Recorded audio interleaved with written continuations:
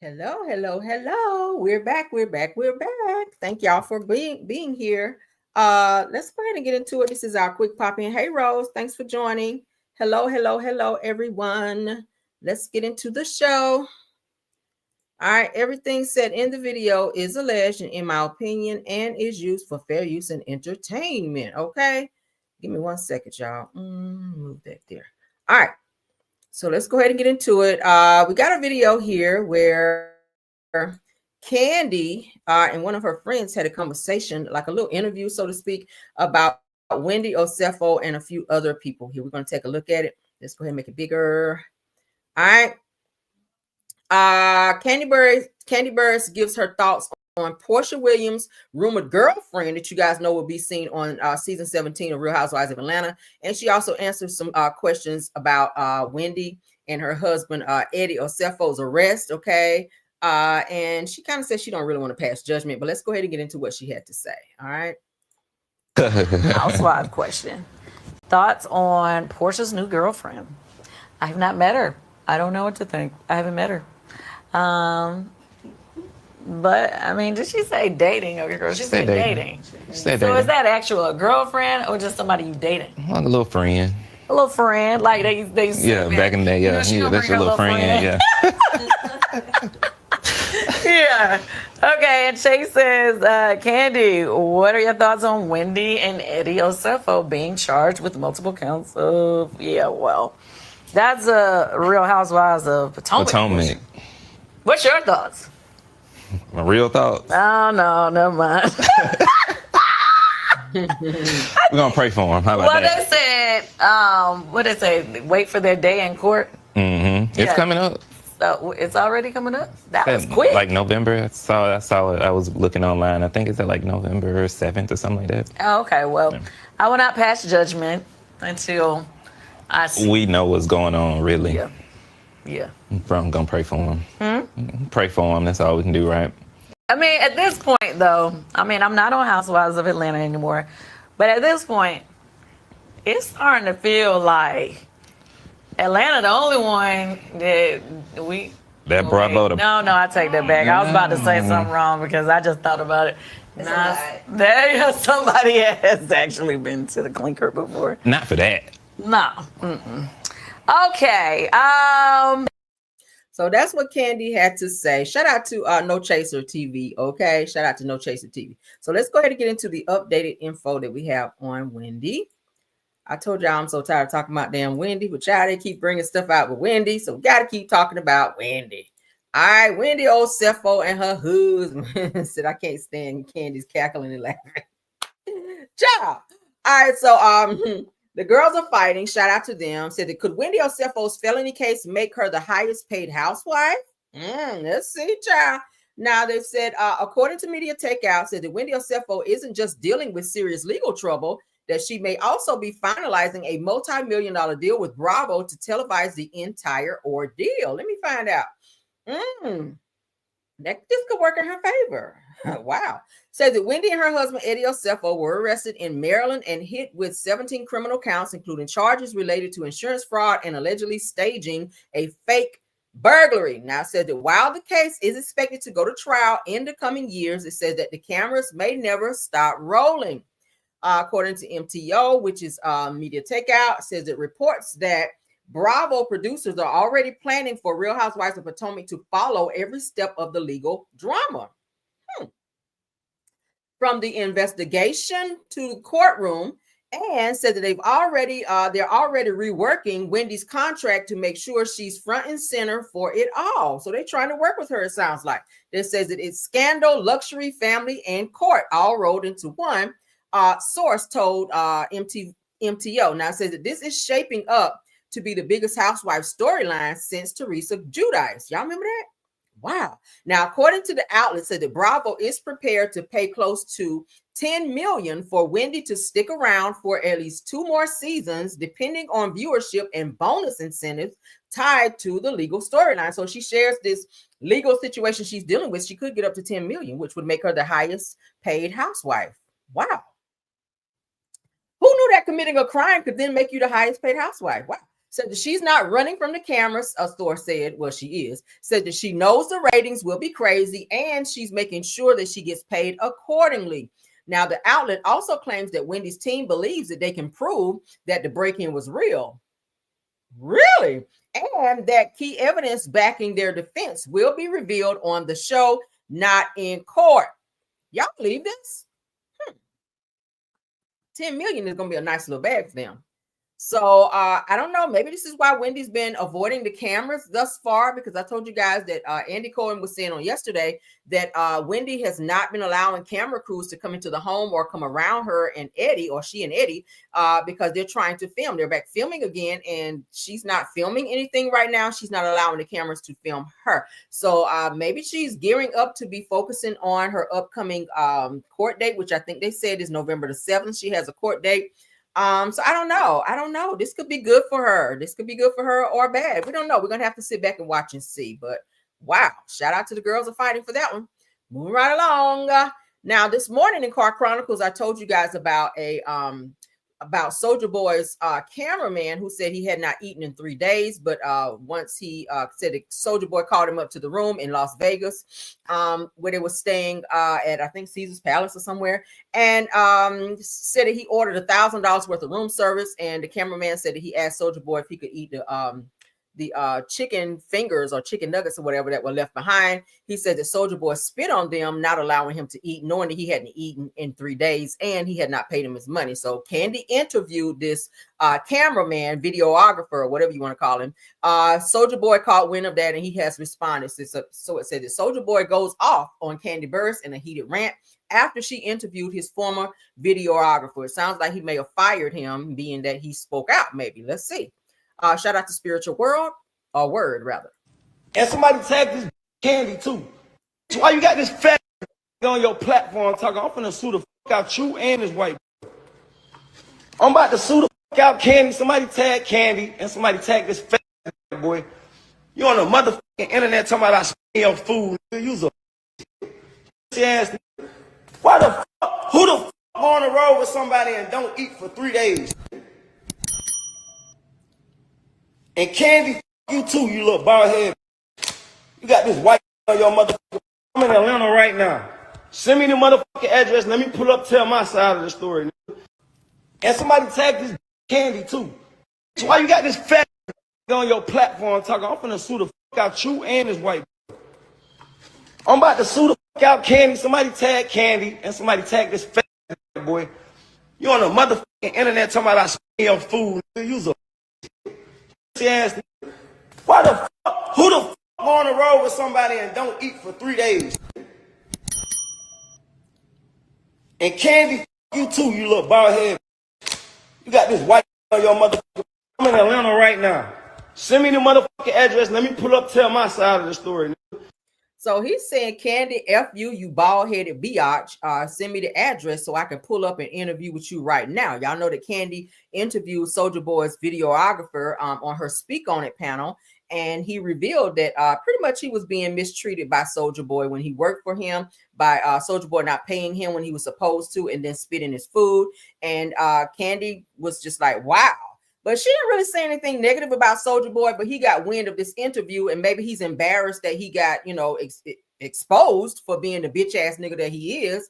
And now he's taking it out on Kandi, saying he's going to sue Kandi for interviewing this person and allowing them to tell what he experienced while working with Soulja Boy. I thought that he was being very disrespectful towards Kandi because she's doing what she does. She's an interviewer, so she's interviewing this person. She never said anything negative. She never accused you of anything. So what you're suing her for, I don't know. It's given that you are embarrassed that your ass got exposed. That's what it's giving. So it said the Soulja Boy went off on Instagram Live after Kandi Burruss hosted his former videographer, Charlie Rocket, on her podcast, where Charlie shared a story claiming that Soulja Boy allegedly spit in his food. Now it says in a wild 38-second clip, Soulja Boy can be heard yelling and threatening to pull up, saying, somebody tag Kandi. I'm fit to sue the F out of her. And that fat ass boy, meaning the guy, the videographer, said that Kandi has since responded, telling him to pull up and let's speak on it. So Kandi has responded and told Soulja Boy, hey, pull up to my Speak On It panel and let's talk about it. Okay. I'm pretty sure Todd ain't gonna be so happy with Soulja Boy speaking to his wife in that way, in terms of calling her a bald-headed biatch. Okay, that was disrespectful. That was very disrespectful. Okay, I would not give him a platform to come sit on my platform and say anything to me until the motherfucker apologize. You're not gonna snap off on me, disrespect me in that way, and think you're gonna sit on my panel and further disrespect. His mouth is very reckless. I don't see it for Soulja Boy at all. But that's what he had to say. I'll play it one more time for those of you coming in and did not get to see it. Again, Soulja Boy is responding to Kandi Burris, who allowed Soulja Boy's videographer to come to her speak on it panel to tell his experience in terms of Soulja Boy not paying him his money and not feeding him in 3 days while he was on tour being his videographer. And then he turned around and spit in his food and still would not allow him to eat it. So let's get into what Soulja Boy had to say one more time before we get off this. And somebody tagged this Kandi too. That's why you got this fat on your platform talking. I'm finna sue the fuck out you and this white. I'm about to sue the fuck out Kandi. Somebody tag Kandi and somebody tag this fat boy. You on the motherfucking internet talking about I spit your food. You's a ass. Why the fuck? Who the fuck go on the road with somebody and don't eat for 3 days? And Kandi, you too, you little bald head. You got this white on your motherfucker. I'm in Atlanta right now. Send me the motherfucking address. Let me pull up, tell my side of the story. And somebody tagged. So y'all hear him. He went off on Kandi, was being very disrespectful. Had some names to call her as well. I'm pretty sure she ain't gonna be happy about that shit. But she did respond, and it's saying here that it says that she's telling him to pull up and let's speak on it. So she's gonna allow him to speak his side of the story as well. He would first have to apologize. He wouldn't be sitting nowhere near around me. But let's continue, child. Let's continue, child. That's a lot. My God, he is very disrespectful towards women. I pulled a clip that I found that just started circulating again, where Tamar Braxton clears the air and sets the record straight and says that Vince never AB used her when they were together. Let's go ahead and pull this up. Because y'all know Tamar's Mama Braxton, honey, went public and said that Vince was being physically and emotionally abusive towards Tamar. But Tamar says here on this video, on an old video where she sat down with Wendy Williams a while back, and said that Tamar cleared the air and set the record straight and said that she shared that Vincent Herbert was never abusive towards her, and that was a lie that was created by Miss E and some other of the other Braxton family members. So it says that Tamar says that she's tired of false stories being spread and wants the truth to be known once and for all. She said that she made it very clear that despite everything, that she's in a peaceful place and that she wants to move forward with love and positivity. So let's go ahead and get into this, because people were saying that Vince put hands on her, and she's saying that never happened. So let's get into it, and then we're going to look at what her mom had to say in terms of what she said Vince was doing to Tamar. Let's get into this. The cameras in the airport and indicated that Vince was abusive to you. That's not true, though. Okay. Well, you know, here's the thing. My mom was born in the 40s, and so their interpretation of abuse is yelling and screaming and throwing remote controls. Right. These days, it's a whole lot different. Right, it's completely different. I wasn't getting my head bashed in. He wasn't slapping me in the face. I wasn't punching him in the throat. I might have grabbed him, but no, I'm joking. But no, no type of abuse. And if there was some type of abuse, I would say. So no, and I wouldn't put up with it, number one. So y'all heard that? So she said Vince did not do any of that. Now, they did have an incident where the two of them were arguing, and I think she put her finger in his face or something like that, and he bit her finger.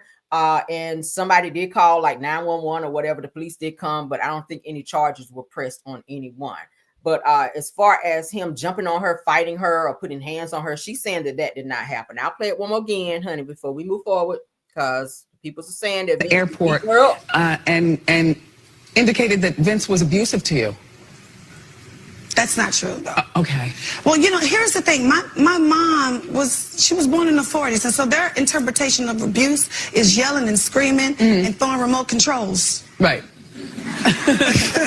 These days, it's a whole lot different. Right, it's completely different. I wasn't getting my head bashed in. He wasn't slapping me in the face. I wasn't punching him in the throat.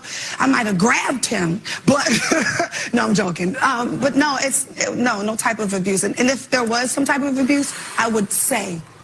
So no, and I wouldn't put up with it, number one. Okay, so y'all hear that? So she has said, hey, no, that never happened. Vince never put hands on me. Now, her mom went and sat down and did some interviews. She did one, especially with this company called Griot, or this platform called the Griot. We're going to look at the interview where Mama E was saying that she did see some ABU. So I'm not sure what to believe here. I think if Tamar is saying that it never happened, I think if it happened to her and she says that it didn't, then we got to go with what she says. I don't know what Mama Braxton may have seen or what her interpretation of ABUs would have been of something that she may have seen. I don't know. So it said exclusive. Tamar's mom, Tamar Braxton's mom, says that Vincent Herbert was abusive for years. Now, the matriarch of the Braxton family says that her daughter was physically and emotionally abused. Okay, let's continue. Now, in an emotional interview with the Griot, Evelyn Braxton is speaking out against the abuse that her daughter, Tamar Braxton, endured in her nearly 10-year marriage, and said that it was definitely a volatile relationship. Ms. Braxton says during a phone conversation from Atlanta, Georgia, said this has been going on for years, but Tamar said it never happened. So I don't know who to believe here. Now, they said that the matriarch of the Braxton family says that Tamar's estranged husband, Vincent Herbert, was both physically and emotionally abusive throughout the marriage, something that has long been kept secret until now. Okay, let's continue. It says that everybody saw Vincent as a knight in shining armor, but behind closed doors, that's a horse of another color, according to Miss Braxton, the mother. Says that I'm tired of Tamar being abused and misused. This is what the mother is saying. Said Miss Braxton first made claims about the alleged abuse while she was approached by TMZ photographers at a Los Angeles International Airport. She says, I love Vince, but I don't want him to unalive my child, she says, just days after Tamar filed for divorce. Says about a week later, reports claimed that Tamar was upset with her mother for going public and refused to film with her for their reality show. It says that Evelyn tells the Griot, however, that she and her youngest daughter are doing just fine and are talking and hugging. She said that they say that the truth shall set you free and that they've been trying to hide it for years. And she said, I have the audacity to tell the truth. She said the part of telling the truth is also exposing WeTV, which airs the ratings against Braxton Family Values and Tamar and Vince. She said that we spoke about it on the Braxton Family Values, but they would not show it. She said that they would show all the other girls and their husbands, but when it came to Vince, they would take it out of the show. Now, y'all know that Vince was also like an executive producer or whatever. So if there was some type of ABUs and they were going to show it, I think he would get ahead of that and say, hey, don't put that in there, because he had the power to do so, because he was at the time part owner of Braxton Family Values. Okay. So it said that when asked if ever addressed that Herbert also, said that when asked if ever addressed Herbert over his alleged abuse, that Evelyn Braxton, who temporarily lived in the couple's Los Angeles home, says that his response was always that Tamar's mouth was to blame. I can see that, but not saying that it was right for him to hit her, okay? Because y'all know Tamar's mouth is reckless. It said that it's Tamar's mouth. It's Tamar's mouth. It's always someone else. It said that does not give you the right to abuse her. So that everybody has a mouth. Everyone should have the right to say what they want. Said that, are you trying to beat her into submissiveness? This is what the mother is asking. Said no one has a right, according to the mother.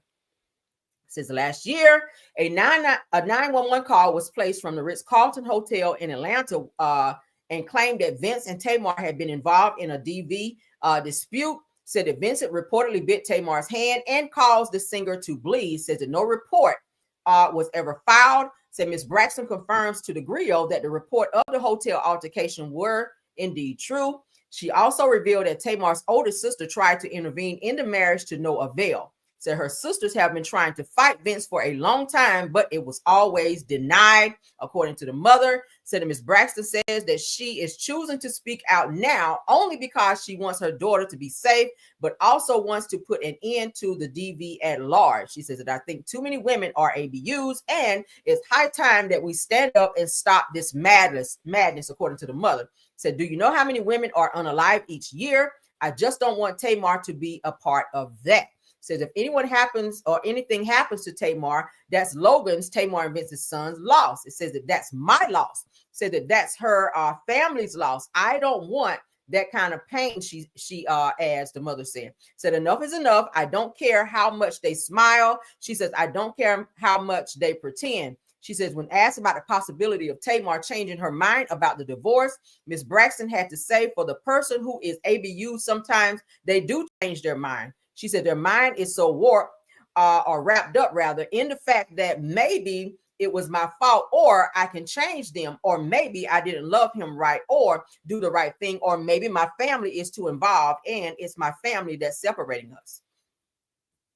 She goes on to say that they convinced themselves of that because their minds are weak. She says if they were strong people, that they would get out of it the first time. Okay. Said that she does hope, however, that Tamar is able to move on with her life. Says it is too bad that they couldn't work out. However, I'm tired of being abused and tired of her being abused and misused. She says, I'm tired of and I'm tired of being in the middle of it. She says it is harder than what you think. According to the mother, it says that sometimes you have to move forward even when we don't want to. So that life is extremely short and things can happen within the twinkling of an eye. This too shall pass. So Tamar was saying in her video with in her interview with Wendy Williams that there was not any type of abuse, that he never put his hands on her, whatever. She said if that was the case, she would have left. But according to the mom, she made it sound like this is something that happened all the time. She co-signed the Ritz-Carlton incident where Tamar and Vince were arguing and Tamar put a hand in his face. I remember when that situation happened because I think I covered it on my show. And Vince bit her finger whenever she put it in his face. And the police, 911 was called, but no charges were pressed at the time. But yes, I don't know what to believe. If Tamar said this didn't happen, maybe she's trying to cover for Vince because that is her child's father. She doesn't want to see him be in some type of trouble. I'm not sure why, but it's giving that she's saying it never happened and the mama says that it did. Y'all know during the time that Tamar had her baby that Miss Evelyn would go and stay with them for quite some time to help Tamar out. So maybe there were some things that she may have seen or heard that she felt was abusive, but Tamar is, standing 10 toes down saying that Vince never put his hands on her, that he never abused her. So I don't know. I don't know what to believe. Y'all can put in the chat what y'all think. All right. She said he never hit her or nothing like that. So I hope that's not the case. But I do know that Vince is in Atlanta a lot and he's been hanging around Tamar a lot. And there were rumors that the two of them may be trying to reconcile their relationship. So I'm not sure how her family or the mother may feel about that. But Vince and Tamar, they do share a child. And I showed you a few lives where Vince was there. He's been spending some nights from some things that I've seen as well. But hey, whatever. That's Tamar's choice. If she chooses to go back to him, whatever. It seems like every relationship that she's ever been in that I know of, it has some type of, abuse or some type of toxicity that was attached to it. Okay. The guy that she dated before Vince, he was a music producer. There was something that went on with that to where it was something that was very toxic.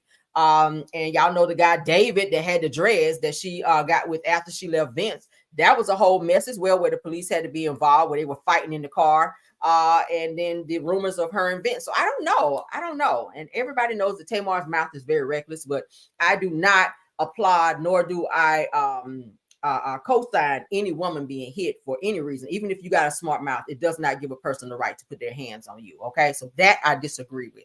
So let's move along. According to City Boys, of course, y'all know I've been telling y'all that Toni Braxton's been having a lot of financial difficulty. As of right now, I told you guys, I think yesterday or day before, that Tamar Braxton is the highest paid sister in the Braxton family right now. Tamar's taking care of a lot of her sisters because they've been having some financial issues, including Tawanda. I think Tawanda just had a bad accident to where she wrecked her car. So Tamar's been helping her out as well. Toni's been having a lot of issues. Y'all know she's filed for bankruptcy several times. Now, according to City Boys, they're saying that Toni dated Birdman for over 16 years. And then they wound up getting married for like 30 days. And then she turned around and filed for divorce and demanded $160 million from him. Y'all know she's been having a lot of financial issues. They said that Toni's spending habits is just beyond off the meter. Okay. That was also exposed whenever she interviewed with Oprah, and Oprah embarrassed her because she was in bankruptcy, but then still turning around and spending very lavishly on like dinnerware and 14 karat gold dinnerware and stuff like that when she was in the middle of bankruptcy. So Oprah kind of made her feel like she was this big, and even Toni said it. She's like, Oprah made me feel this big because I said that I had 14 karat gold and very expensive china and dinnerware that because Toni has an expensive taste. But let's go ahead and get into this, because it sounds like she married Birdman in order to help herself get out of some debt for only being married for 30 days and to ask this man to pay her 160 million. Let's get into it. All right. It says that Toni Braxton dated that man for 16 years, kept it cute and quiet and loyal the whole time. And it says that as soon as that MFer finally cuffed up and made it official, she waited 30 days and then hit the ejecto seat like this Fast and Furious left turn, and had the audacity to ask for 160 million. Like Shorty was Shorty, was you cooking for 16 years? To think that you earned 160 milli in 30 days, said that you ain't even unlocked that second toothbrush drawer yet, said that the MF closet still smelled like new cologne, and said that she ain't even let the marriage air out, and that she treated it like a free trial, then requested full compensation. And they're saying, hell no, that Birdman should have known when she said let him respect it. And that he was getting ready to finesse him smoother than a babyface melody. Said that this is the most expensive 30-day rental in history. Oh my God. So they're pretty much saying that Toni Braxton played the fuck out of Birdman by I'm gonna say fake dating, because we never heard nothing about the two of them. They got to be the most like off the radar type of people. We've never heard of them two dating. Now, we did see them on the Braxton show. All right, he did make an appearance. Toni was saying, oh, we're dating. I was like, when did shit happen? And then to see her and then look at him, I was like, what's the connection here? All right, I guess opposites do attract, because he's definitely opposite from her. But then you start seeing him popping up at some of her shows, and then you didn't see it no more. So Toni, she's been on tour. You don't see Birdman anymore. But she did come out and say that she did want to divorce him, but she was asking for 160 million in order to for the two of them to go their separate ways. Toni is, like I said, in a lot of financial difficulty right now, being that Tamar now has taken the front seat as the highest paid Braxton sister. What y'all think about this? Do y'all think that Toni deserves 160 million from Birdman after only being married for 30 days? Crazy, right? They are reading the fuck out of her right here. This is funny. If you guys want to read more into this, it's City Boys. Y'all can go to City Boys. But Toni actually did file for divorce from Birdman. I was shocked that they got married. I think they went and eloped or something, because Toni didn't want to have another wedding, being that she had a huge wedding when she and Carrie Lewis from Mint Condition got married. So I don't know what the hell this situation right here was. I don't know what this shit was. I don't know what it was, but y'all know Birdman, he got a little coin upon him. But Toni, she said, hey, in order for us to go ahead and get this divorce, she went and filed for divorce, demanding, they're saying, 160 million from Birdman. So I don't know if he's going to cough it up, but we will have to wait and see after their little 30-day wedding or marriage. Okay, who gets married for 30 days? Oh, I need 160 million. That's a lot. So Toni, girl, I don't know if that was your way of trying to get out of debt, but sis, that ain't it. All right. Moving right along. What y'all think? Oh, and two, they were saying that Tamar is officially now Tamar is now officially in Atlanta now. Let me show y'all her new condo. She just dropped a nice bag. Let me show y'all, because I did have it. Let me see. Let me show y'all that before we move on.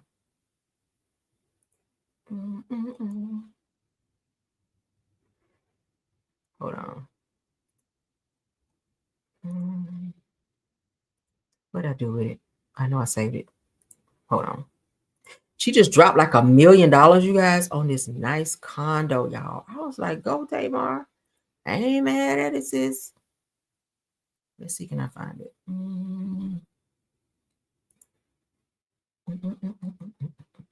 Shit, what did I do with it?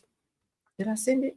I'll have to spin the block. I don't want to take too much time, but it's really nice. It's like a nice upscale $1 million condo. They said that Tamar just dropped because she's made Atlanta officially her home. So she got a nice little coin. Tamar's the woman, and she just dropped some money on a nice Maybach truck as well. I saw too, because I follow her. I be all in her damn business. But yeah, she did. She just dropped a nice little bag on a nice little Maybach, the new ones too, the nice little Maybach truck. And she also just purchased a new $1 million condo in Atlanta as well. We'll spin the block. I'll find it, and when I come back, we'll have to talk about it. Okay. But let's go ahead and get into the next topic because I want to stay on track. Let's get into some Marvin Winans news. I do like him, but I do not like how he did this situation here. A lot of these pastors are getting caught up for asking for large sums of money from their congregation. This woman gave what she had, and Marvin Winans chose to embarrass her in front of a whole congregation. Said that Woo Child says that Bishop Marvin Winans goes viral after calling out a woman and her son in front of the entire church for donating $1,235 instead of the $2,000 that he originally asked. All right. Said that Marvin Winans went viral after calling out a woman and her son in front of the entire congregation for donating $1,235 instead of the $2,000 during a church fundraiser. Says in the clip, you will hear him say, "That's only $1,200. Well, that ain't what I asked you to do." Says as the crowd reacts with laughter and applause. I didn't think it was funny. I thought it was hella disrespectful. Okay.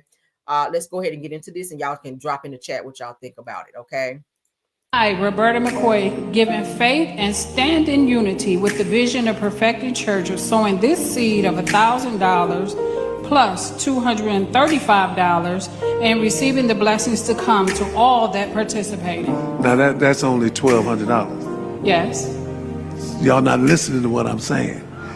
If you have 1,000 plus 1,000. Okay. Well, I'm gonna work on the other 800. Well, that ain't what I asked you to do. I, Roberta McCoy, giving faith and stand in unity with the vision of Perfecting Church of sowing this seed of $1,000 plus $235 and receiving the blessings to come to all that participated. Now that's only $1,200. Yes. Y'all not listening to what I'm saying. If you have 1,000 plus 1,000. Okay. Well, I'm gonna work on the other 800. Well, that ain't what I asked you to do. I, Roberta McCoy, giving faith and stand in unity with the vision of Perfecting Church of sowing this seed of $1,000 plus $235 and receiving the blessings to come to all that participated. Now that's only $1,200. Yes. Y'all not listening to what I'm saying. If you have 1,000 plus 1,000. Okay. Well, I'm gonna work on the other 800. Well, that ain't what I asked you to do. All right, so now what? A week and a half or so ago, we talked about Juanita Bynum for doing the same thing, for asking for large sums of money and not accepting lower amounts than what they're asking. Say they ask for everybody to come up and give $5,000. If you only got $1,000, they won't accept it because they're telling you to give $5,000. Now, in this situation here, he's telling his congregation he wants them to sow a seed of $2,000. Obviously, she didn't have it, but she gave what she had, $1,235. He, of course, did not want that. Obviously, she said, I will work on the other 800. And he publicly embarrassed her by saying, that ain't what I asked you to do. So she, of course, turned around and she walked away. I would have taken my $1,200 and went and sat my ass down and got my purse and went the fuck back to my car. That's what I would have done because, I mean, hey, 12,000 is better than zero, right? So I don't feel like he should have openly embarrassed her like that. I mean, take the money. And if she's saying, hey, I'm working on the other 800, then give her time to do it. As you guys can see, she is a mother. She has her child standing there who obviously comes first, who has needs. She has bills. Maybe she's a single mother. Maybe that's all she could scrape up was $1,200. So to publicly embarrass this woman in front of an entire congregation because she did not bring $2,000 up to the church. He's saying if you have 1,000 plus 1,000, well, I think she can count. But if she don't have 1,200 to give, especially in this day and age when people are being laid off, people are losing their jobs, people are going through financial strains, it's a lot for a person to scrape up $2,000 to give to anyone nowadays. So I felt like this was, and I love Pastor Marvin Winans, but this right here, I did not like. Okay. You don't know a person's personal situation. Maybe she just wanted to do something and still be able to give so that she could be blessed. But then you turn around and you turn it into, what did I say? It was that. It was kind of like how daddy talked. What did I say? It was like that. Maybe she didn't have 2,000. Okay. Maybe she didn't have the other 800. So why not accept what she gave? And if she comes up with the other 800, then great.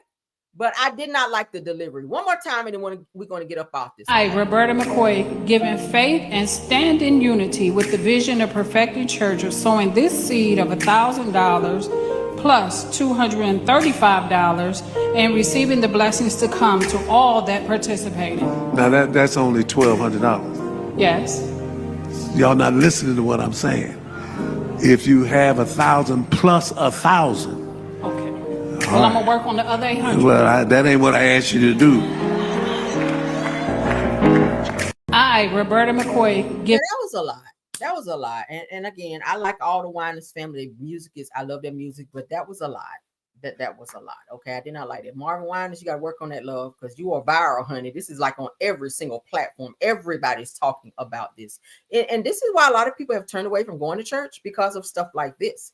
Okay, people put their last $10, $20 into the tank to go to church, and they get there, and people all they're doing is preaching about money, telling you to come up there, bring $50, and if you ain't got $50, they make you feel bad because you don't, and just talking crazy to you in church. People like Kim Burrell, who also talk to people in the church crazy as well, and people have had to correct her many times. People turn others away from coming to church because, you know, church is supposed to be a place where you can come and praise. Salvation is supposed to be free. If you ain't got it, you ain't got it.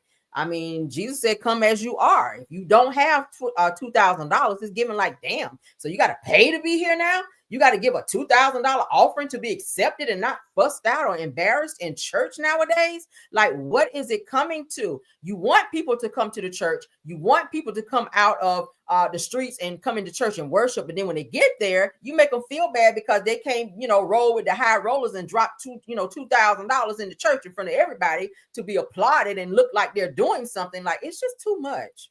It's just too much. That's a lot. That's a lot. I mean, let's get up off that because I was about to say something. I'm gonna hold my tongue, though, child. I'm gonna hold my tongue because Marvin Winans, I do like you, but that was very out of order, sir. You are all over the internet for that. You are all over it. All right, let's continue. Y'all put in there what y'all think. That was very, very ridiculous. Okay. All right. So Brian McKnight with his evil ass.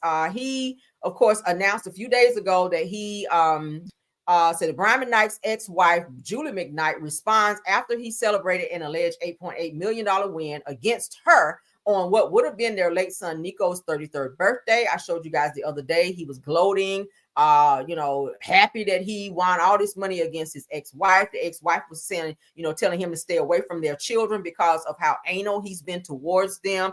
Says according to an Instagram story by Julie, the case is still pending. So he ain't won shit according to her with his lying ass. Okay, we'll go ahead and show it. Said that Julie McKnight responds after Brian McKnight celebrates alleged $8.8 million defamation lawsuit win. He is also suing Jaguar Wright. So I didn't even know before that he was suing his ex-wife, Julie McKnight. But he is also suing Jaguar Wright, which you ain't going to get shit out of her because she ain't got no money. But I don't even think his ex-wife, Julie McKnight, probably got no $8.8 million from the way that he did her as well. But this is her, Julie McKnight. It's Julie McKnight. If you guys want to follow her on Instagram, says that Brian McKnight versus Julie McKnight. It shows down here where she circled pending. So he actually did not win the $8.8 million. It was not decided yet. It was not finalized that he was getting $8.8 million from her, according to what Julie McKnight was saying. So I'm not sure what this pre-celebratory moment that he was giving us on social media was all about. But Brian McKnight, you might want to wait, honey, until the judge slap that gavel down and tell you that you are getting indeed $8.8 million from Miss Julie McKnight, because according to her, the shit is still pending. All right. So let's stop sharing. We got to move for that. All right. Was that my last topic? I think it was. So, of course, y'all know pop-ins are just that, honey. They are pop-ins. I thought that I sent. Hold on. I hate when I say I sent something. I can't find it. I wanted y'all to see Tamar's new home. Let's see. Can I find it? Hold on. Y'all give me a second, okay? I know I sent it over, but why I can't find it, I don't know. Let's see. That thing is bad too. I said, look at Tamar, okay? Look at Tamar in here. Let's see where she I'm gonna have to spin the block because damn it, I thought I sent it to my email. But Tamar is indeed the highest paid sister, you guys, out of all of the Braxtons now. Okay. Damn, I'm gonna be scrolling forever. I'll have to look for it and resend it. But that is it for this video, guys. I'll have to show it when I come back on live. Please go ahead and go ahead and comment on all the topics that we talked about. Okay. Yeah, I don't do Brian Mcknight, honey. I don't do nothing Brian Mcknight. I don't listen to his stuff. If any of his songs come on, it's a hard skip for me. I don't fool with him. So let me know what you guys think about Toni and Birdman, where she's asking him for $160 million after only being married for 30 days. Let me know what y'all think about Soulja Boy cussing out Kandi Burruss, calling her a bald-headed biatch. Let me know what y'all think about Tamar saying she was never abused. And her mother coming out and doing a whole interview saying that she witnessed abuse between Vince putting his hands on Tamar.